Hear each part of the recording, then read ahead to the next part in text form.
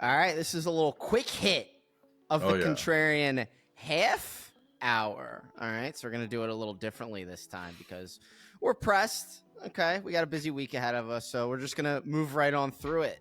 Also, Tyson, just how you doing? some quick housekeeping. Guys, we're getting flogged for our previous episodes. I think the algo doesn't like them, so go and, if you haven't listened to them, go and give them a shot. They're actually like really good. So yeah. How old?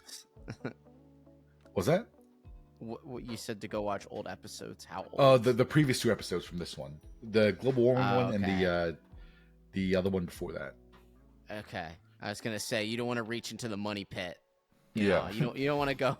You don't want to go. Don't go back too far. Otherwise, yeah. You may not like what you see and what you. It's funny because those episodes are literally unlistenable for me now. Like I can't listen to them. They're fucking. Oh, because you've come so far as a talent, right? I like to think I've improved somewhat. There's less busy airtime now. You can kind of fully flesh out your thoughts. Then that wasn't the case. It seemed like there's some of it's got to do with like a less Australian influence. As soon as you extract an Australian from a situation, it becomes better. It's just like it's like a wound that starts to heal. So imagine, guys, can we just talk about politics? And then when we discuss politics, it's like, oh, I have nothing to add. So a political major, by the way.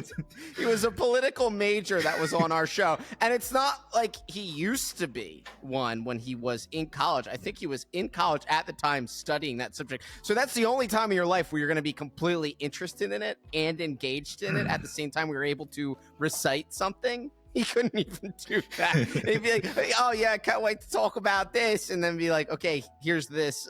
Yeah, I just think both sides are stupid. Okay, great, thank you. We're all enjoying this. So go off to your kangaroo fantasy land. But I'll bring it up first because you brought up an Australian man.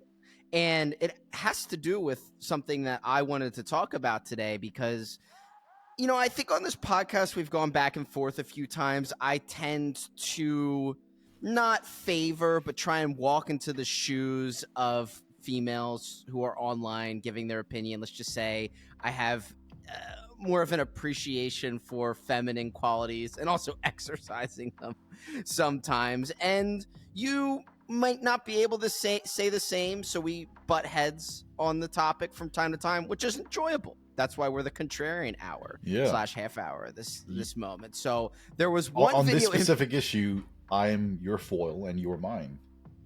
Yes, sure. Yeah, so that's good.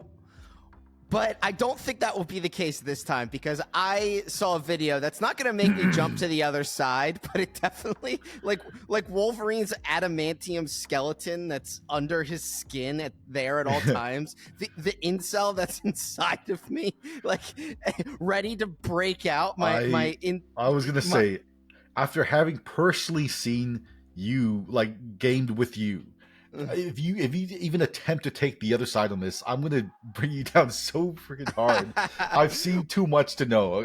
I know too much. Okay, that I'm being disingenuous. So I saw something that kind of set me off, and it opened up Pandora's box a little bit because it doesn't have to do just with women online. It has to do with gaming online, and also just has to do with online culture in general and how much it's changed since then.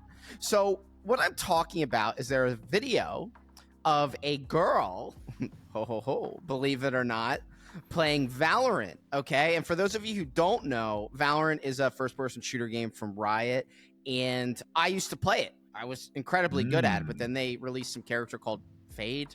I don't know. The game became too ability focused and wasn't as much on the gunplay, so I stopped playing, but I got up there. I got a little bit above plat, whatever that rank would be, towards emerald. So yeah, I was not bad at the game, but what I can say about it was the first online game I'd ever play where every 2 or 3 games there was a female on your team. Usually there's a lot of girls playing that game, and they were good. They were legit. It wasn't back in maybe the early days of Counter-Strike where I'd have a girl, she had no idea what she was doing.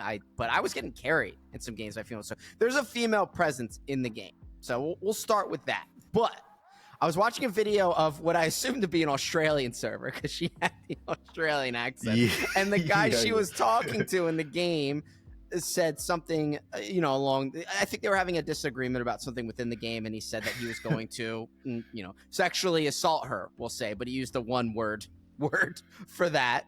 And she said, "Are you serious right now? Say you're going to do it. Say you're going to do it." And he said, "Would you like to," in an Australian accent, he's like, "Would you like to find out?" Or, "I think you'll find out." So in her mind, this man was harassing her in this game of Valorant. So what she decides to do is clip it, the interaction from her stream, tweet about it, tag Riot, the game developer themselves, and other people involved in the game, and say, "This is inexcusable. You need to do something about this." Before you by get the to, way, she gave screenshots of his name and all that stuff as well. So she doxed him.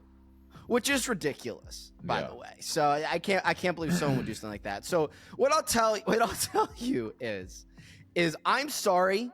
Every predilection you have about the world around you and gender interactions and how you're supposed to reach a point of agreeable etiquette between the two, I'm sorry, that's just out the window when you're playing an online game. There is something very egalitarian about online discourse, where not because we're all equal in our respect for each other, we're all equal in our disrespect for each other. So it's like a little club where no one's looking. You can say the things that you can't say at your job or with your friends or family, or with your girlfriend. You can just say it online to some stranger who you happen to be playing against competitively. That's a good point. Dude, think about how much people, the regular person, is under a microscope these days. If they say one wrong thing, they're fired. If they say one wrong thing at the gym, they're recorded and put on TikTok. Gaming online is the only place where they could, under the mask of anonymity, be who they are. And they want to take it away. It's ridiculous. Yeah, and I don't want to say it's a strictly female phenomena, but I really do. I have to sacrifice that point in this instance and say that, I do see a lot of the people who are trying to clip instances like this and repost them and try and get people in trouble. It's generally it's female gamers like that, because I understand they're trying to ingratiate themselves into the space, but you have to be in the space. You can't go into the space and change it and turn it into something it's not, which is what's looking like a social avenue for them, or just a social avenue in general. It's like, no, now that I'm in online games, you can't talk to me like that, or, oh no, I'll say something to Riot if you do. I can't stand that, because that's antithetical to the internet in general and the origins of it. Back in the day, there'd be some 29-year-old guy yelling at me when I was a 14-year-old on some forum telling me to kill myself, and he didn't even know he was talking to a little kid, and nothing would happen. In fact, they'd go shake that guy's hand, and I'd be like, what's going on here? That's the internet that I grew up in. It's harsh. It was a tundra. It was the boomer version. That's where men were forged. Getting told to off myself at 11 years old by being on some fucking forum, that was lit. I was like, damn, this is a whole new world. I need to get into this. Coming from me, a person who was homeschooled, some of it was bits besides of interacting with adults in real life. The only kind of social interaction I got during the day. So I definitely learned a lot out there, whether good or bad, but it was exposure. And to me, you've seen the internet become more and more commercialized and pampered to the point where that's no longer the case. You can't say stuff like that on Facebook, Twitter a little bit as much now, but Instagram, but everything's been homogenized and kind of congealed into, central corporations. So the last little sliver. Can I just say, she claims that she posted all this stuff because she was so distraught by what this guy said. Let's be honest here. If she was truly being honest, if she was really distraught, she would have muted the person. But she didn't. She kept him unmuted, and she kept egging him on with questions. So she just obviously wants attention. Because she wanted to see retribution, and that there is no place for that. There is online games on voice chat specifically are the final slivers we have left of internet freedom. The way I talk on Counter-Strike, Steam doesn't care what I'm saying, but even in these games from Riot, you can still maybe say something or other and not get in trouble for it. But the fact that someone wants to come in and ruin that, and it always seems to be the same gender getting themselves, I don't want to say getting themselves in these situations. He's responsible for saying that he wants to do that to her, but not being able to take control of them and mute that guy like anyone else would. For instance, that happens to me. That happens to me in games all the time. Have a nice day. Mute. The mutes button existed since the dawn of internet time in games. You can exercise it anytime you please, but they want to change the culture of it. And that's what bothers me. That's what I don't want to see. They want it to become more like the public square, you know? And we already have that. We already have that 10 times over through 30 different apps. Please just give us something that's the Wild West again that we can hold on to. Not only is it enough that women invade male spaces, but when they get there, they want to change it up and make it their own thing. And then when it happens, when it becomes their own thing, it becomes too commercialized, and then they leave and they find something more fringe to go and change up eventually as well. This brings into point like a larger thing that I want to bring up. You know, women will never understand this, and I keep seeing them bring this up. They keep labeling like what this guy did in the video as toxic masculinity, but it's really not. They're almost, women are almost incapable of banter because they're so dependent on social external conditions for them to be happy. You know, I would wager that guy saying the stuff that he did, I want to do that too. Every guy wants to do that.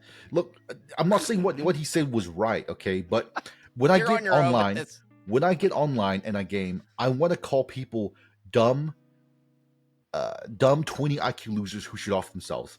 And the other person wants to do that as well. There's a mutual exchange of value here. We both want the same thing. Oh, I see what you mean. Okay. Yeah. Okay.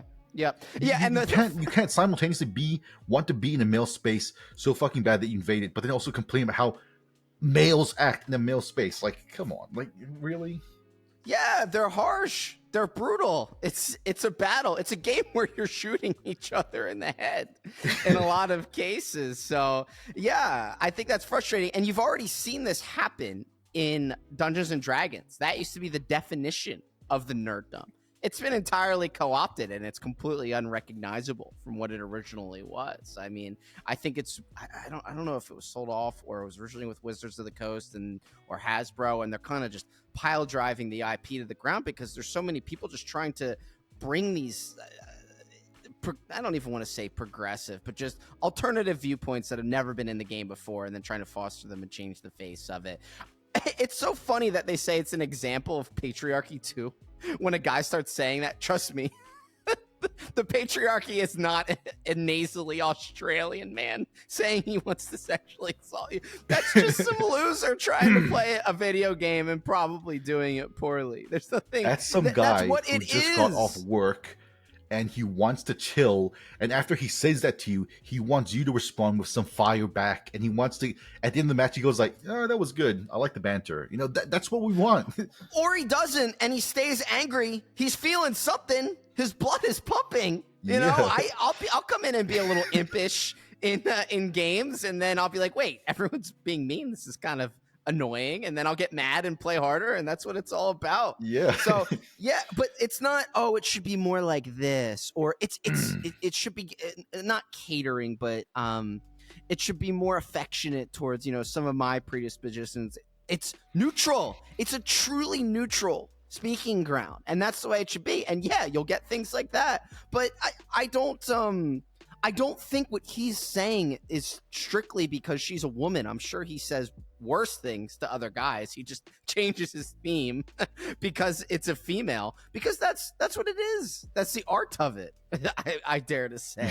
So that frustrates me. So why would you want to get rid of something like that? You know, you're going to change it until it's not what it is anymore. And then it's no longer enjoyable. And then you'll say, wow, how did that happen? And yeah, they want to turn everything into this gray Walmart car park malaise that just everything's the same commercialized thing. I'm sorry, but that's boring. I don't want that. I want the Wild West. I want I want a sliver of the Wild West. The world used to be so much more like that, but it's not anymore. It's full of like commercialized things.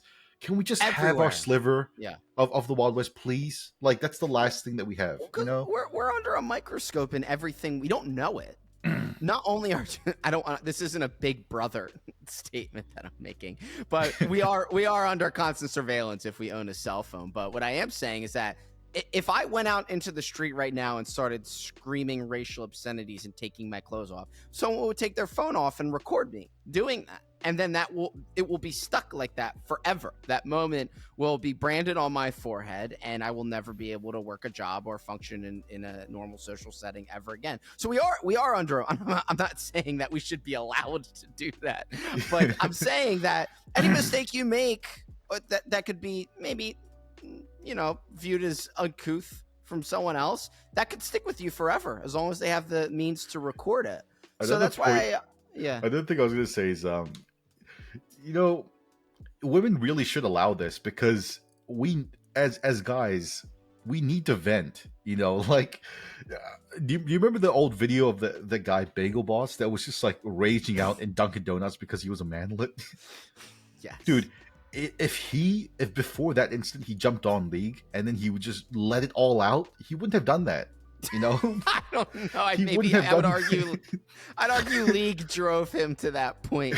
So, but the other thing I don't get is I played a lot of Valorant and I played some Overwatch before that. There'd be a girl in the game, and if anything, the guys would be nicer and talk more because they think they can pick her up at that point. I rarely saw instances like the one this guy's talking about, so I don't think girls run into it as often as they say they do, especially in Valorant. And if they do, you mute. I have a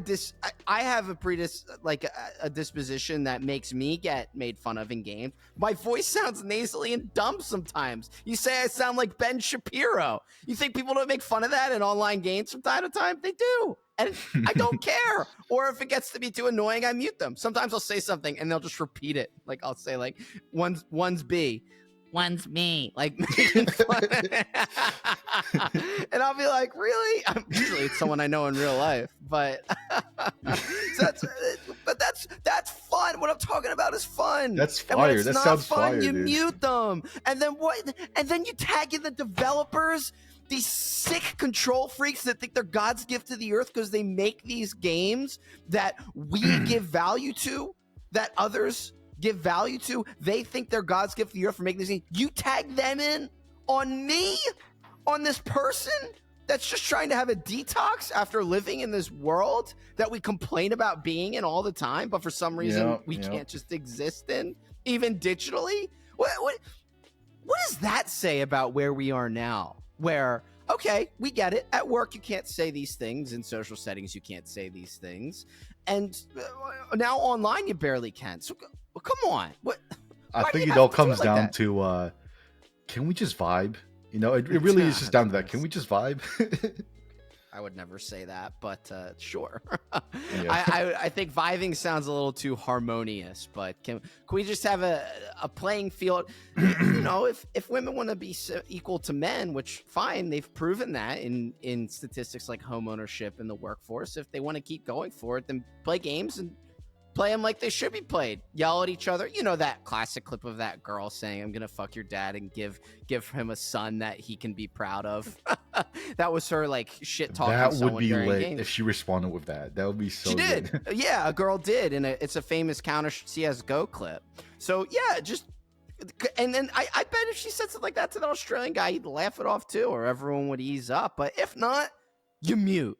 The button's right there. When you tell me you can't mute someone, that's showing me you want to change the culture of what everyone's engaging in and having fun with and giving more power to developers. I hate that, man. It makes me sick. It makes me sick to my stomach that someone would want more oversight in an area where we should just be able to speak freely to each other. And yeah, there's people who are on the fringe that ruin it, like that guy maybe. I don't think that's something advisable to say to a girl online. But unfortunately, he should be able to say it. He should be. You can say something that isn't even covered by the First Amendment online, I would think, because it's mostly anonymous. You just say, "I'm going to kill you." Yeah. You can. Yeah. What? Exactly. So where is there left to talk like that? And they want to ruin that too. They just like we're painting the entire gender. But yes, it's not a social event. Okay, it's a venting procedure. It's something. It's a hobby. It's something to engage in. It's something to pull you away from the world that has all these intricacies that you need to constantly pay attention to what you're saying in and around. Please let me get away from that for one night.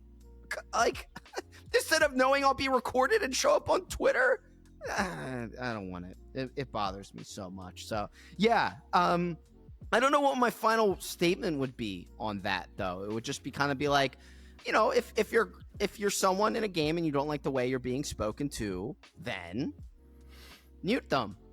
Yep. That's it. It's 2 clicks. That's it. So the button that saved Europe, right? The button that saved online game. Sorry, it's just I've been crawling around the internet since dial-up, essentially looking for any dark corner I could find. So to think that people would want to bring an end to just the small bits of freedom we have there, it really bothers me, and I see it coming from I get a certain side. I get it, Yeah. So glad we got that one off our chest. That was more venting about why I get banned in league games now just for calling people losers. I don't even curse or attack anyone on my own team. But yeah, that was more for me than anything else. But you have something here. You just say, what do you say? Hypnosis. That's the subject. So what's going on there? So this is the esoteric dessert to this quick hit episode. But dude, I was reading this Twitter thread, and I think you might have seen it as well. It's insanely interesting. So, dude, there's apparently this study where 3 women were hypnotized, okay? And in every single hypnosis treatment that they were given, they were suggested by the hypnotist to grow their breast size, okay? And all of them... I didn't read this thread, by the way. And and all of them increased in size with an average of 5 centimeters in circumference. And guess what? 81% of them retained their gains in breast size after 3 months. So that got me thinking, what are some other applications for hypnosis? Could I possibly grow taller? Could I grow some other parts of myself bigger? Could I, could I revert some parts? Could I revert some parts of my? Could I possibly turn someone's sexuality around? Who knows? But I came up with this interesting idea, right? And tell me if you think this idea would be worthwhile. What if? So, say for example, I wanted to learn Spanish, right?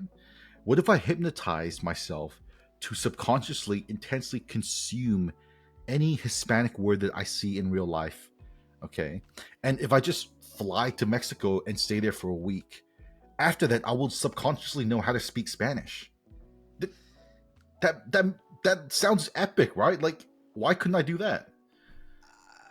I'm not sure what the line is between hypnotization, someone being able to bring that upon you through action and get you to focus, and the other part, which may be manifestation, which some people believe in that because they think if they I don't want to say wish, but if they focus their minds on something hard enough, then it will come true, because the universe around you, and this is a new age way of saying it, will absorb what you're putting out into it and react in such a way to give you what you're focusing on. But you have to be intent with it. And you're maybe touching that's upon a what really special point that I was actually going to go into. It brings me this point of mind over matter.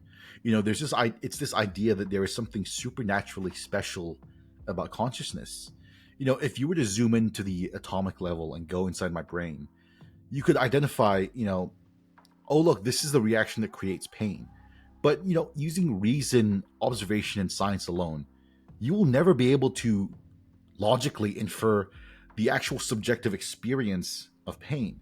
It's in this gap where, the argument for something supernatural or divine takes place. And the next logical step for that is that, well, if if this supernatural element is involved with consciousness, who's to say that it can't affect the world beyond our own brain? What if someone's divine spark or divine consciousness has direct link to destiny or fate itself? What if there's a link to matter itself? What if matter could be controlled by the mind of some sorts? We're going in the scary door direction. I Yeah, hope to yeah. go in again someday. But you're reminding me of two people. I can't remember the name of one of them, but the first one is Uri Geller. I'm sure you know who that is, but Yeah, I do, yeah. would be able to bend objects with his mind. Who knows if he was full of it or not? And then also it was remote viewing. There's been Yes. I remember watching. I think it was a BBC daytime documentary about someone who did remote viewing, and he was able to see this bridge and river. Which, by the way, looking back, it's any small town in Europe, so he could just guess. But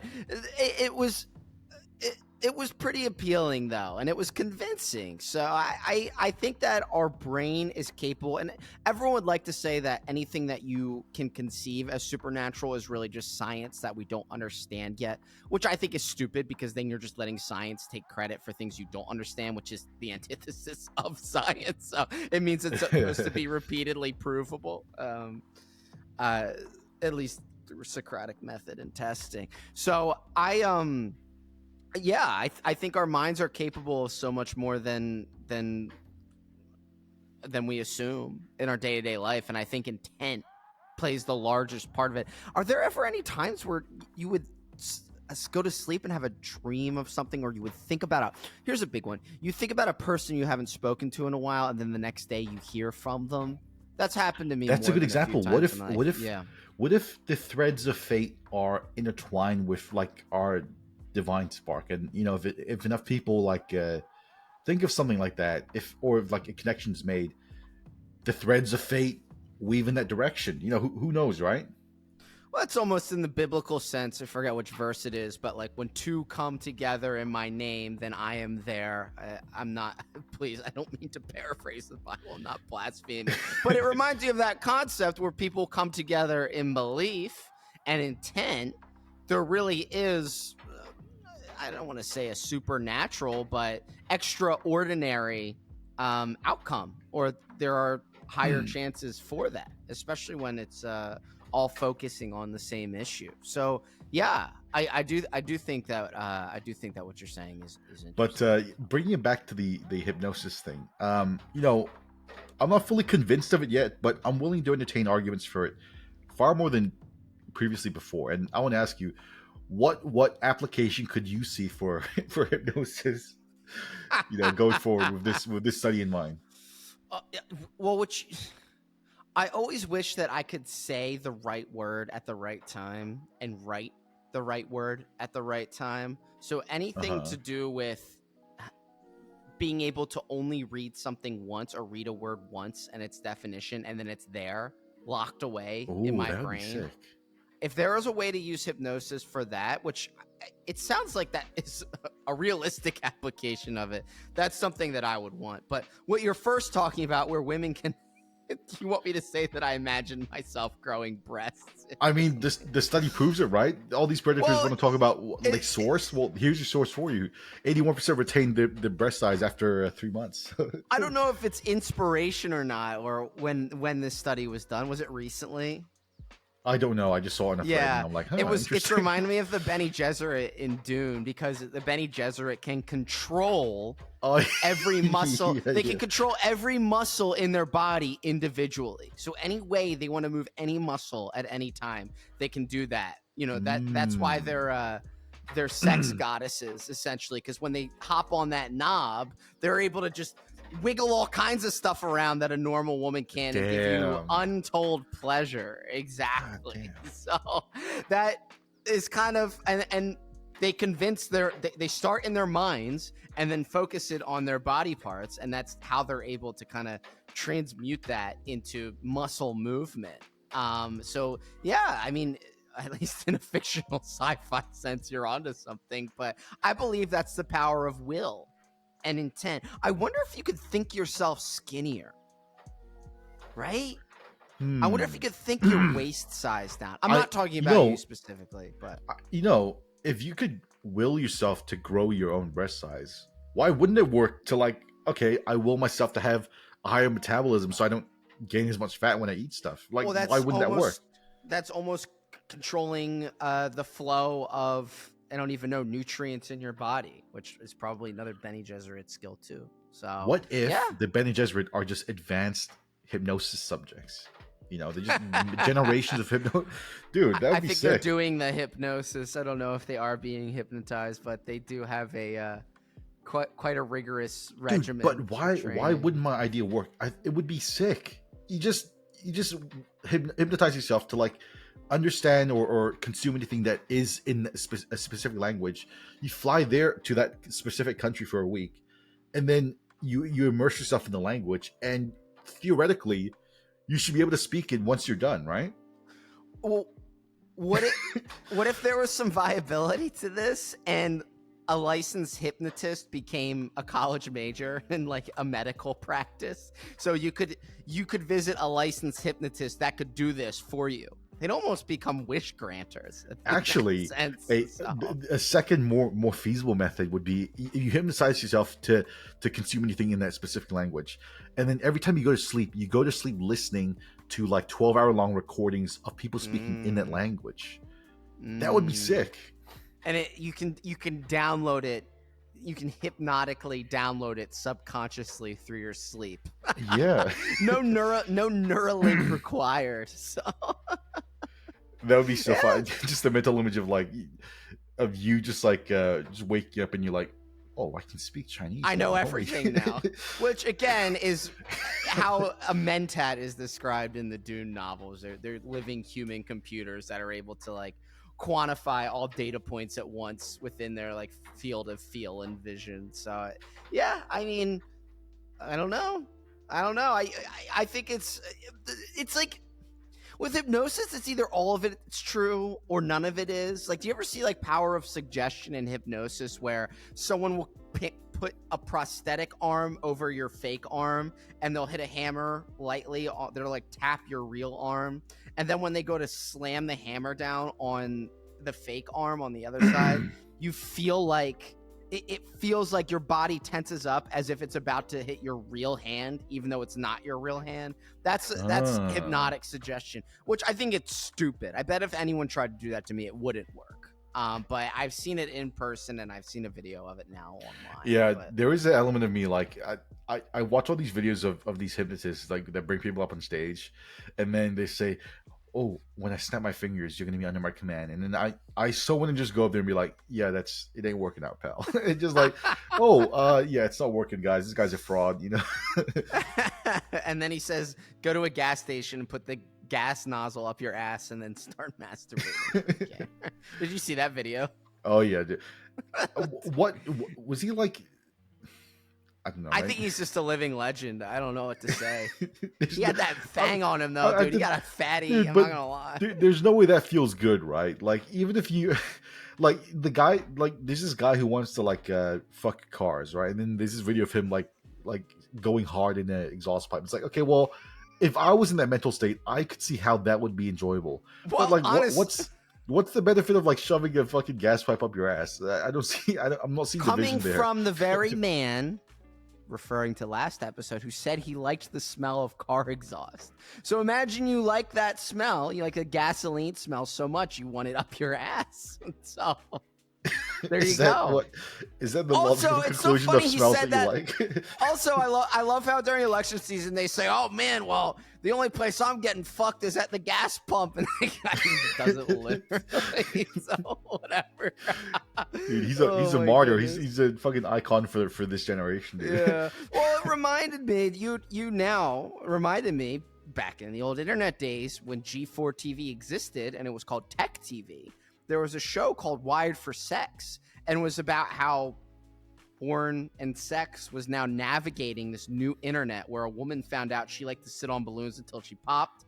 And then lo and behold, there's an entire internet community that just happened to like her doing that, which I don't think the show understood that it was conceptualizing the inception point of fetishes on the internet. But one guy on the show said that he was so addicted to porn that his machine himself, his living, breathing, and it was when Macs were like showing the goods. Like it was when they were all like transparent and smoothed out. So like they were kind of asking for it, you know, the Macs those days. And he said he tried. They were looking like a snack. So he said he was so addicted to porn that he tried to do something with his Mac physically, which I don't know the logistics of that one, the physical. and then he got all like curt towards the end, and he was like, "But I would never try that again." He was all serious, like we were bad people for listening to his story, or that we've considered for. He's like, "Yeah, I would never do that again." It's like, all right, tough guy. You already tried to have sex with your Mac, and you admitted to it, so I don't want to hear it's about like it's like this guy.